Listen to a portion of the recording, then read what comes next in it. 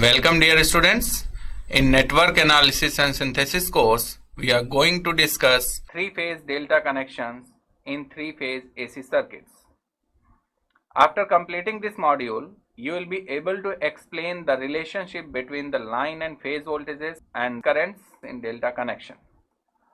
And you will be able to explain the powers in delta connection.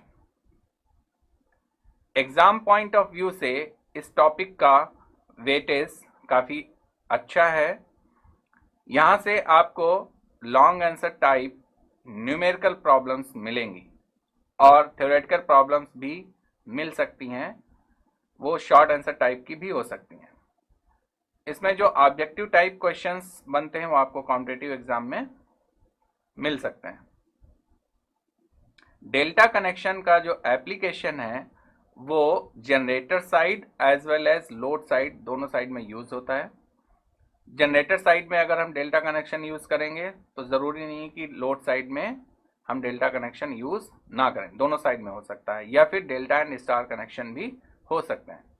Three phase AC machines में generally हम delta connection का भी use देखते हैं star connection के साथ साथ। तो आइए स्टार्ट करते हैं three phase delta connection.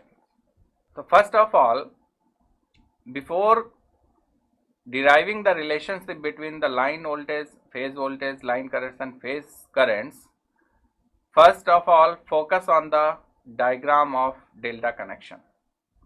Draw किया है, इसमें आप देखिए line currents are IR, IV, IY and IB।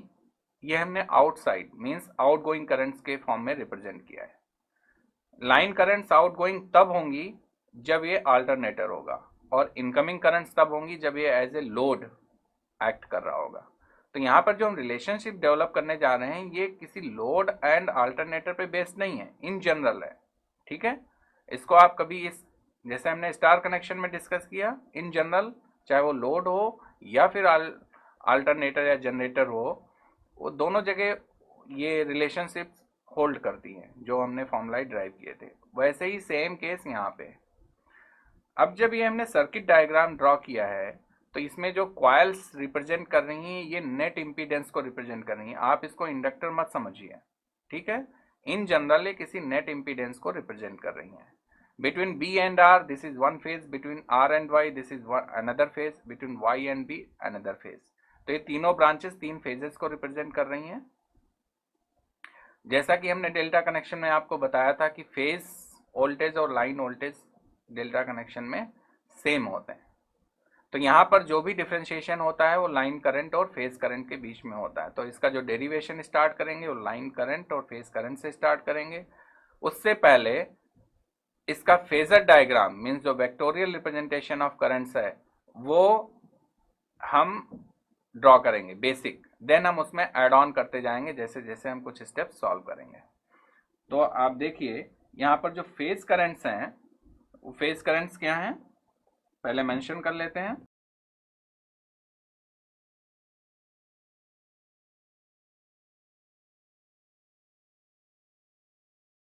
These are the phase currents and line currents.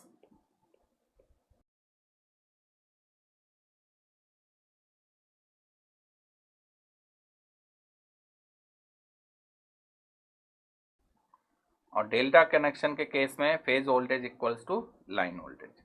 So these are the means कुछ आउटकम्स हैं जो हम डायरेक्टली यूज करेंगे।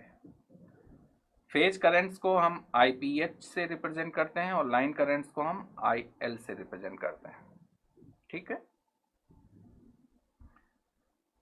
अब इसका जो फेजर डायग्राम है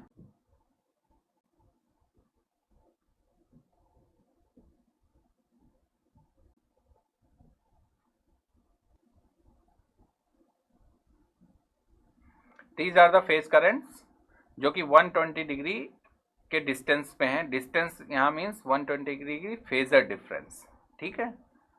तो 120 डिग्री फेजर डिफरेंस पे लोकेटेड है IRY, IYB एंड IBR, ये फेज करंट्स है। तो फ्रॉम फेजर डायग्राम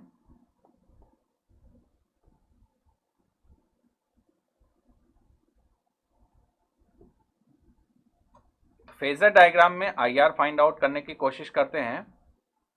देखिए, आप सर्किट डायग्राम में हमने clockwise I R Y, I Y B, I B R show किया हुआ है, ठीक है, और आई आर को आउटगोइंग शो किया हुआ है। तो आई आर आउटगोइंग का मतलब क्या हो गया कि ये अल्टरनेटर है, और आई आर इनकमिंग का मतलब क्या हो गया, ये लोड है। तो कोई भी डायरेक्शन एक हम ले लेते हैं, तो इसमें हम थोड़ी देर के लिए डायरेक्शन चेंज कर रहे हैं। यहाँ पे आप कुछ भी डायरेक्शन यूज कर सकते हैं, उसमें कोई कंडीशंस नहीं है, बट यहाँ एक्सप्लेन करने के पर्पज से डायरेक्शन हम चेंज कर रहे हैं थोड़ा।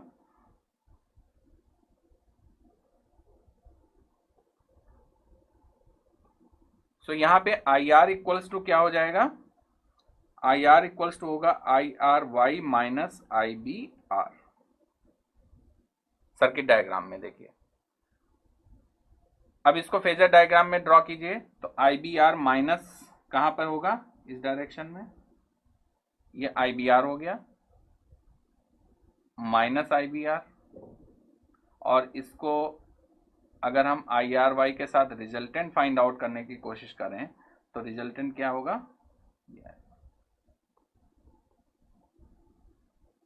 ठीक है। अगर आप डायरेक्शन आउटगोइंग ड्रॉ करते तो ये आई आर जो अप साइड में जा रहा है वो डाउन साइड में हो जाता, बस इतना फर्क होता, जस्ट निगेटिव आ जाता, और कोई मीनिंग नहीं है। तो यहाँ पे ये जो एंगल डिफरेंस आ रहा है, दिस इज 30 डिग्री, क्योंकि ये एंगल कितना हो गया 60 डिग्री, तो वो हो जाएगा 30 डिग्री। नाउ अब इसमें आप यूज कीजिए ये फॉर्मूला।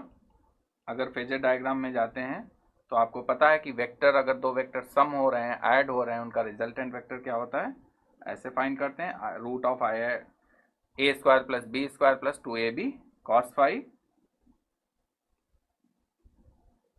ठीक है। और फाई दोनों के बीच में आर आई आर वाई और I B R minus I B R के बीच में 60 डिग्री है। तो इसको जो आप सॉल्व करेंगे, और ये तीनों फेज करंट हैं, तो I P H, I P H, 2 I P H, और यहाँ पे cos 60, तो ये आ जाएगा √3 I P H, and this is I R, and this I R is nothing but a line current. तो ये लाइन करंट सॉल्व होके आ गई, ठीक है। सिमिलरली अगर हमें आई वाई फाइंड करना है, तो आई वाई जब फाइंड करेंगे तो आई वाई की वैल्यू क्या आएगी, सर्किट डायग्राम से देखिए आप, I Y is the incoming current, और इनकमिंग करंट क्या है आई आर वाई, तो I Y plus I R Y equals to I Y B, इसका मतलब I Y equals to I Y B minus I R Y, ठीक है। I Y equals to I Y B minus I R Y, हमने इसको correct कर लिया है। अब इसका फेजर डायग्राम ड्रॉ कीजिए। तो आई आर वाई को एक्सटेंड कीजिए निगेटिव साइड में, और उसका आई वाई बी के साथ रिजल्टेंट फाइंड आउट कीजिए। तो ये रिजल्टेंट क्या आ रहा है, और ये 30 डिग्री का लैग है, किससे, फेज करंट से। तो इसको जब आप सॉल्व करेंगे तो ये भी कितना आ जाएगा, √3 आई पी एच, और ये भी एक लाइन करंट है। Similarly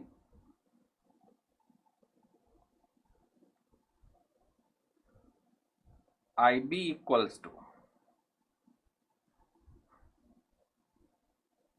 I B R minus I Y B. अब इसको फेजर डायग्राम में देखिए, मेन जो है फेजर डायग्राम है, इंपॉर्टेंट पोर्शन इसका फेजर डायग्राम है। तो I B R minus I Y B को आप निगेटिव साइड में एक्सटेंड कीजिए, और इसका रिजल्टेंट फाइंड आउट कीजिए। तो ये रिजल्टेंट आएगा, और ये हो गया I B this angle is again 30 degree, और इसकी वैल्यू फिर आएगी √3 IPH, and this is another line current IB। तो हमने तीनों लाइन करंट सॉल्व कर लिया, तीनों फेज करंट्स हमें पता है।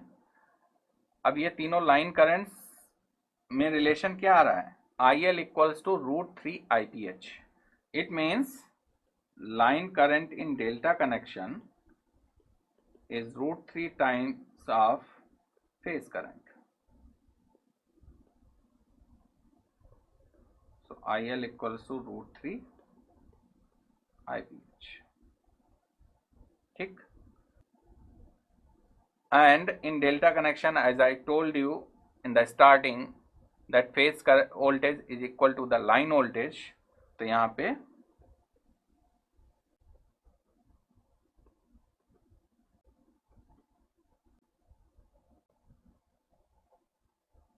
तो ये रिलेशन आपको याद रखना है, VL इक्वल्स टू VPH। अब आप इस फेजर डायग्राम में देखिए, इस फेजर डायग्राम में अगर हम वोल्टेज को ड्रॉ करें तो वोल्टेज कौन कौन से हैं, VRY, VRB और V/B। तो अगर हमने लोड को एज्यूम किया है कि वो लैग कर रहा है वोल्टेज से, तो यहाँ पर जो VRY आएगा वोल्टेज वो ये होगा, और यही VRY ही जो फेज वोल्टेज होगा।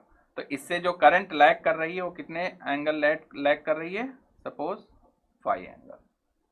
सिमिलरली यहाँ पे अनदर फेज वोल्टेज और line voltage, this is VBR, another phase voltage और line voltage here, this is VYB। तो इसमें 5 और ये 5। तो करंट और वोल्टेज में जो एंगल है, power factor angle, that is 5। अब आप इसमें एक और देखिए ब्यूटी इस ग्राफ की, this is the phase current और this is the line current. तो हम यहाँ कह सकते हैं कि line current is lagging by 30 degree from the phase current, और line current is lagging by 30 + 5 degree from the phase voltage, कह सकते हैं। तो ये अपनी समरी में हम इसको ये पॉइंट्स नोट डाउन करते हैं, आपको ये पॉइंट्स याद रखने हैं।